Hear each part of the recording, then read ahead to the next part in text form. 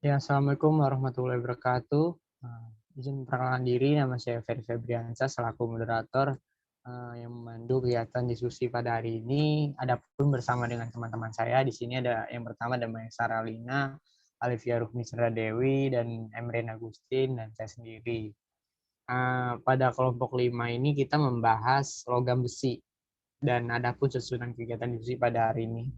Yang pertama presentasi materi, yang kedua sesi tanya jawab, dan yang ketiga penutup.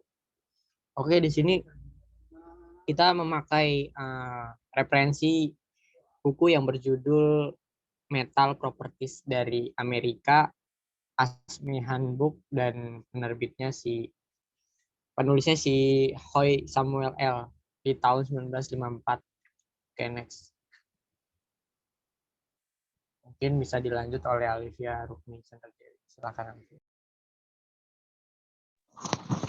Baik, terima kasih moderator. Selanjutnya yaitu pengertian dari logam.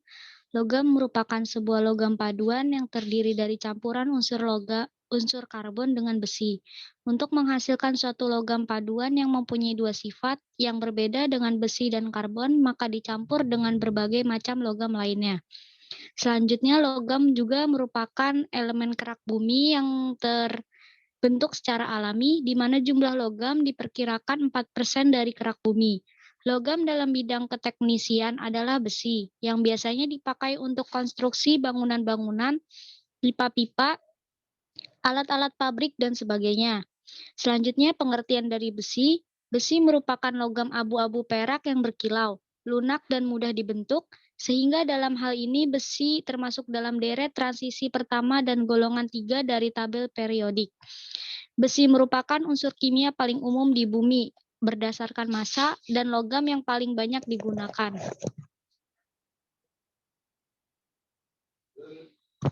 Selanjutnya yaitu besi tempa. Besi tempa merupakan bahan besi yang andal, berkekuatan rendah, yang tahan korosi menyerang dalam kondisi atmosfer normal dan pada kecepatan sedang, suhu tinggi. Ini populer untuk rantai karena itu tahan terhadap memar dan dapat dengan mudah direkondisi dengan anil. Ini kehilangan kekuatan yang berguna dan menjadi torehan rapuh pada suhu yang rendah. Nilai yang diberikan adalah untuk rantai besi tempa yang dilas. Nilai untuk besi tempa adalah 3,5% disertakan untuk perbandingannya. Selanjutnya yaitu besi murni. Kekerasan pada suhu tinggi nilai yang diperoleh Tapsell dan Quenshaw oleh keduanya statis dan metode dampak direproduksi.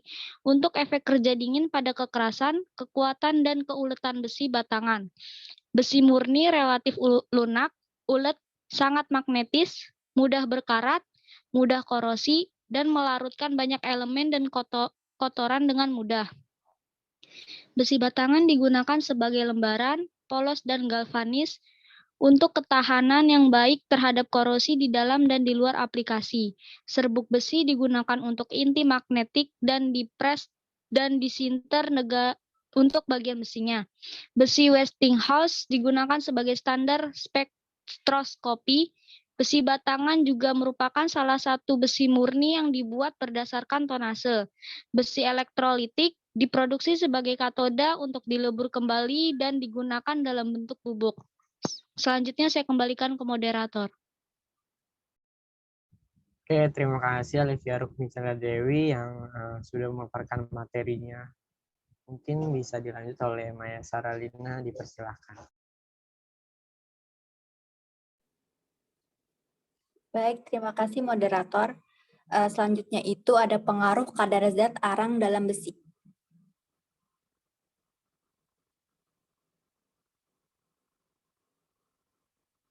Bisa dilanjut? Sudah. Sebentar ya jaringan. Nah, yang pertama itu zat asam. Di zat asam ini terdapat dalam udara yaitu campuran dari 21% zat asam dan 78% zat lemas. Selanjutnya 1% helium, argon, dan beberapa unsur zat lain. Zat asam dalam udara dapat menyebabkan logam besi rusak.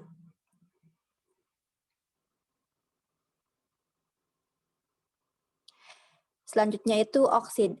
Persenyawaan antara zat asam dengan unsur yang lain yaitu dinamakan oksid. Batu magnet, magnesit memiliki unsur Fe 60% sampai 70%. Batu besi merah, hemafit memiliki kadar Fe 40% sampai 60%. Proses dapur tinggi adalah proses reduksi karena dalam dapur tinggi zat asam dikeluarkan oksid besi dan tinggal besinya. Selanjutnya saya serahkan ke moderator. Oke, terima kasih Maya Saralina telah memaparkan materinya. Dipersilakan oleh Rian dan Agustin. Oke, baik. Terima kasih. Selanjutnya di sini ada karbonat, di mana batu besi spot adalah karbonat besi karena dalam persenyawa ini terdapat karbonium atau zat arang. Untuk batu besi, spati kandungan Fe-nya yaitu 30% sampai dengan 40%. Kemudian zat arang. Unsur ini sangat penting untuk produksi baja. Zat arang murni terdapat dalam intan dan grafit. Zat arang ini diperoleh dari arang tulang belulang, arang kulit, arang kayu, arang batu, dan lainnya. Dengan menambah zat arang dalam besi, baik banyak maupun sedikit, maka akan terjadi persenyawaan besi zat arang yang mempunyai sifat keras. Unsur besi terdapat di alam, tidak dalam bentuk logam murni, tetapi terdapat dalam bentuk persenyawaan besi oksida, yang masih tercampur dengan unsur lain zat pengotor. Selanjutnya saya kembalikan ke moderator. Terima kasih kepada Rian Agustin yang sudah memaparkan materinya. Di sini kita sudah membahas ya tentang logam-logam, tentang material-material yang memang dipakai untuk di sebuah properti gitu, bisa dibilang. Mungkin dari teman-teman sekalian ada suatu pertanyaan atau yang masih ingin ditanyakan gitu, bisa langsung saja ditanyakan. Kita diskusikan rame-rame sih.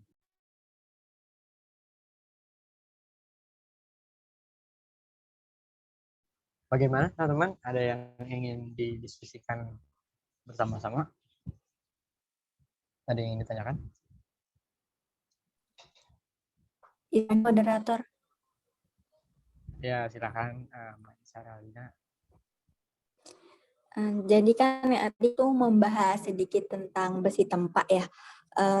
Saya bertanya, apa sih kelebihan dan kekurangan dari besi tempa tersebut? Oke, Mbak Saralina di sini bertanya-tanya gitu. Apa kelebihan besi tempa dan kekurangannya? Dari teman-teman ada yang ingin disampaikan?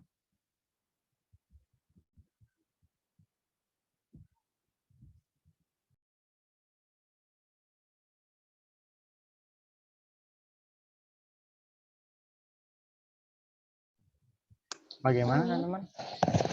Izin menjawab, moderator. Oke, dipersilakan Alivia. Ya, kan tadi pertanyaannya kelebihan dan kekurangan dari besi tempa. Dan kelebihan dari besi tempa yang saya tahu itu yang pertama adalah kuat. Mengapa kuat? Karena kandungan karbon yang rendah pada besi tempa ini mengakibatkan adanya sifat yang lebih kuat dibandingkan dengan besi cor yang mengandung karbon dalam jumlah besar. Kelebihan yang kedua yaitu tahan lama. Besi tempa ini memiliki tingkat keawetan yang sangat tinggi dan mampu bertahan selama bertahun-tahun.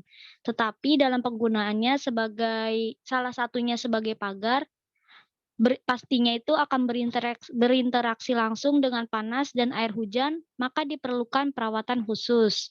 Nah, salah satu perawatannya itu dapat berupa pemberian cat pada pagar besi untuk melapisi dan melindungi besi supaya tidak mudah berkarat. Kelebihan yang ketiga yaitu adalah estetik. Besi tempa ini sangat mudah dibentuk dengan berbagai macam teknik. Maka dari itu, besi tempa seringkali digunakan untuk membuat pagar dengan desain ulir, lengkung, maupun model lainnya. Dan kelemahan dari besi tempa, yang pertama itu relatif mahal. Besi jenis tempa ini cenderung memiliki harga yang relatif mahal karena sesuai dengan kondisi fisik besi yang memiliki tingkat kekerasan dan kepadatan yang tinggi. Kelemahan yang kedua yaitu beratnya. Besi tempa itu memiliki perbedaan dari jenis besi yang lain. Besi ini cenderung lebih berat karena kepadatan besi yang lebih tinggi dibandingkan besi yang lainnya. Kelemahan yang ketiga yaitu tidak memberikannya privasi. Tadi kan besi tempa ini digunakan untuk pagar, sehingga motif yang dijadikan itu berbentuk lengkungan, pilinan, ataupun model lain, sehingga terdapat celah antara susunan besi satu dengan yang lainnya, dan itu tidak memberikan privasi. Mungkin itu saja yang dapat saya sampaikan untuk pertanyaan dari Maya. Oke, terima kasih Olivia Rukmi Chandra Dewi yang sudah memberikan pemaparannya tentang kelebihan dan kekurangannya besi tempa ini. Jadi banyak ya ternyata kelebihan dan kekurangannya juga gitu. Kita juga jadi bisa tahu nih teman-teman. Mungkin dari teman-teman ada lagi yang ingin ditanyakan. Kita bisa diskusikan bareng-bareng. Atau sudah cukup.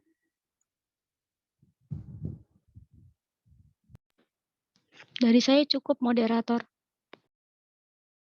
Oke, dari Maya gimana? Dari Rian? Saya juga cukup, moderator. Sudah cukup jelas moderator untuk materinya. Oke, baiklah acara presentasi diskusi kita hari ini sudah selesai. Maka saya akan tutup. Demikian tadi diskusi kelompok 5. Saya selaku moderator mohon maaf atas kesalahan saya baik yang sengaja maupun tidak sengaja. Terima kasih. Wassalamualaikum warahmatullahi wabarakatuh.